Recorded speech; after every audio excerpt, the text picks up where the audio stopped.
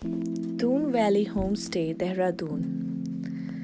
It is situated in the lap of mountains, lake, and serenity.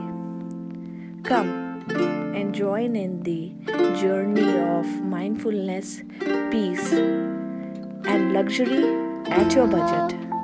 Doon Valley Homestay, Dehradun. बादब बा मुलाहजा में मैं फजल इमाम मलिक। बिहार में सियासी कयास लगातार लगाए जा रहे हैं। अटकलें इधर भी लगाई जा रही हैं और उधर भी लगाए जा रहे हैं। मीडिया इसे अपने अपने नजरिए से, अपने अपने चश्मे से देख रहा है। लेकिन दिलचस्प ये है कि राष्ट्रीय लोक समता पार्टी के अध्यक्ष उपेंद्र कुशवाहा बिहार की सियासत के केंद्र में बने हुए हैं। हालांकि राष्ट्रीय लोक समता पार्टी के न तो कोई विधायक हैं, न कोई सांसद, न कोई पार्षद, लेकिन उपेंद्र कुशवाहा लगातार सुर्खियों में।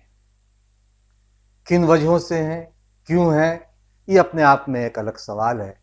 हम इस पे बातचीत करेंगे, लेकिन इससे पहले एक गुजारिश, एक निवेदन है कि अगर अभी तक आपने बादब बा मुलाहजा को सब्सक्राइब नहीं किया है तो इसे सब्सक्राइब करें, लाइक करें और ज़्यादा से ज़्यादा शेयर करें, ताकि हम आपकी ताकत बने, आप हमारी ताकत बने। साथ ही साथ ये भी गुजारिश है कि अगर संभव हो सके तो अपनी क्षमता के अनुसार बादब बा मुलाहजा को आर्थिक सहायता करें, ताकि हम बेहतर पत्रकारिता बेहतर तरीके से कर सकें। तो राष्ट्रीय लोक समता पार्टी के राष्ट्रीय अध्यक्ष पूर्व केंद्रीय मंत्री उपेंद्र कुशवाहा बिहार में के सियासत के केंद्र में बने हुए हैं। ये एक दिलचस्प कहानी है। ये सियासत का एक दिलचस्प पहलू कहा जा सकता है, क्योंकि उपेंद्र कुशवाहा सत्ता में नहीं है। उनकी पार्टी राष्ट्रीय लोक समता पार्टी ने पिछले विधानसभा चुनाव में बहुजन समाज पार्टी, AIMIM और 3 दूसरे पार्टियों के साथ मिलकर ग्रैंड डेमोक्रेटिक सेकुलर फ्रंट बनाया, चुनाव लड़ा। फ्रंट ने 6 सीटें जरूर जीती, लेकिन राष्ट्रीय लोक समता पार्टी की झोली खाली रही। बावजूद इसके उपेंद्र कुशवाहा सुर्खियों में है, खबरों में बने हुए हैं, सत्ता के केंद्र में न रहते हुए भी सियासत के केंद्र में है। क्यों? ये अपने आप में एक अलग कहानी है, क्योंकि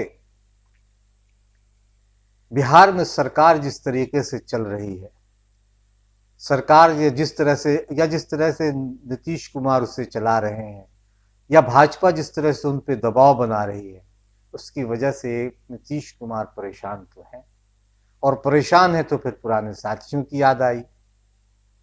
उपेंद्र कुशवाहा से मुलाकात हुई, उस मुलाकात में क्या कुछ हुआ ये या तो नीतीश कुमार जानते हैं या उपेंद्र कुशवाहा, लेकिन अटकलों का बाजार गर्म हो गया। 2 दिसंबर को यह मुलाकात हुई और उसके बाद रालोसपा के विलय से लेकर उपेंद्र कुशवाहा को शिक्षा मंत्री बनाए जाने तक की अटकलें लगाई जाने लगी। विभाग बांट दिए गए, यहाँ तक कि उन्हें किस कोटे से, कहां से विधान पार्षद बनाया जाएगा, इस तरह की बातें की जाने लगी। आखिर ऐसा क्यों है कि उपेंद्र कुशवाहा न सियासत में उनकी हिस्सेदारी सत्ता में है, न कायदे से देखा जाए तो न विधानसभा में है, न विधान परिषद में, न लोकसभा में, न राज्यसभा में, लेकिन उपेंद्र कुशवाहा चर्चा में है, सुर्खियों में है। सवाल उनसे किए जाते हैं, विलय के सवाल किए जाते हैं, बातचीत क्या हुई, तेजस्वी यादव का मामला हो तो भी उनसे सवाल पूछे जाते हैं। महागठबंधन में थे तब भी, महागठबंधन से अलग हुए तब भी उपेंद्र कुशवाहा की चर्चा किसी न किसी रूप में सियासत में, बिहार की सियासत में होती रही और हो रही है। एक तरह से कहा जाए कि वो धुरी है जिसपे नीतीश कुमार भी उनके सहारे अपनी भविष्य की राजनीति को देख रहे हैं, और अंदर खाने कहीं अगर ये बात की जाए तो दूसरे दल भी उनकी तरफ चकटकी लगाए देख रहे हैं। दिलचस्प यह है कि मीडिया इसे अपने तरह के, अपने अपने नजरिए से, अपने अपने चश्मे से देखता है। स्पेकुलेशन क्या कुछ मीडिया करता है, यह बड़ा सवाल है। क्योंकि एक चैनल, यूट्यूब के चैनल पे देख रहे थे, कोई एक चैनल था, उस पर उन्होंने जिस तरह की खबरें दी उपेंद्र कुशवाहा को लेकर और उनकी पार्टी को लेकर, वो अपने आप में हैरत में डालने वाली है। बंगाल में राष्ट्रीय लोक समता पार्टी के ने अपने बंगाल इकाई का पुनर्गठन किया। अब इसे लेकर ये कहा जाने लगा कि नीतीश कुमार उपेंद्र कुशवाहा को पहले वहां भेज रहे हैं, फिर वहां बाद में जाएंगे। अरे दो अलग अलग पार्टियां हैं। इन लोगों को ये समझ में नहीं आई कि जनता दल यूनाइटेड और राष्ट्रीय लोक समता पार्टी दोनों अलग अलग पार्टियां हैं, दोनों की राज्य इकाइयां हैं।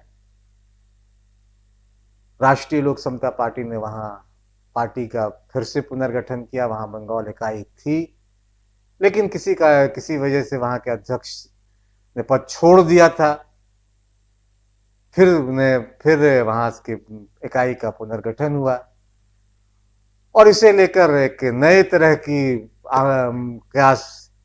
की अफवाह फैलाई जाने लगी सियासत में कि उपेंद्र कुशवाहा को नीतीश कुमार ने बंगाल भेजा है, जबकि इससे कहीं दूर दूर का रिश्ता नहीं।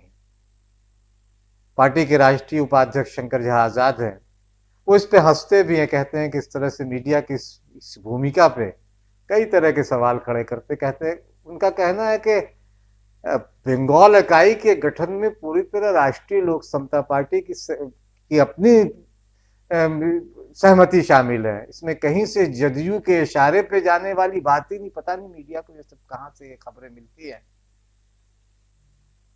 और सबसे दिलचस्प यह है कि बार बार विलय की बात की जा रही है और अब 1 महीने से ज्यादा का समय हो गया, हम तमाम लोग ये खबरें सुनते देखते रहे। सियासी गलियारों में कम इस तरह की खबरें थी, मीडिया में इस तरह के कयास ज्यादा लगाए जाते रहे। 14-15 जनवरी तक लोग अब इंतजार करेंगे, कयास लगाए जाते रहेंगे। इस मुलाकात को भी अपने अपने तरीके से परिभाषित किया जाता रहेगा, लेकिन अच्छी बात यह है कि राष्ट्रीय लोक समता पार्टी और उसके मुखिया उपेंद्र कुशवाहा खबरों में बने रहते हैं। क्योंकि बिहार की सियासत अब लगता है कि उनके बिना नामुकम्मल है, अधूरी है। चाहे पक्ष हो या विपक्ष, उपेंद्र कुशवाहा की जरूरत सबको है। नीतीश कुमार ने भी एक तरह से अपनी मुलाकात कर ये बात बता दी कि अब अगर उन्हें भविष्य की राजनीति करना है तो उपेंद्र कुशवाहा को साथ लेना होगा। ऐसी कोशिश वो कर रहे हैं। और महागठबंधन तो खैर उपेंद्र कुशवाहा के बिना कहाँ खड़ा है वो हम तमाम लोग जानते हैं। वो एक फिल्म का किसी का गीत है कि लब पे से तक आते आते जाम छूट जाने वाली बात है। तो वहां पहुंच के सत्ता के नजदीक होके भी सत्ता से बहुत दूर है महागठबंधन। और अब आपस में जिस तरह की खटास देखने को मिल रही है, वहां उपेंद्र कुशवाहा ज्यादा प्रासंगिक दिख रहे हैं बिहार की राजनीति में। इसीलिए चैनलों के लिए भी खबर है, बिहार की मीडिया के लिए भी खबर है। और उपेंद्र कुशवाहा के बिना बिहार का मीडिया, बिहार के चैनल, बिहार के अखबार अधूरे से दिखते हैं, क्योंकि उपेंद्र कुशवाहा बिहार के सियासत के केंद्र में बहुत मजबूती से खड़े दिखाई दे रहे हैं। ये उनके व्यक्तित्व का करिश्मा है या उनकी सियासत का, कि उन्हें जानने वाले ज्यादा बेहतर बता सकते हैं।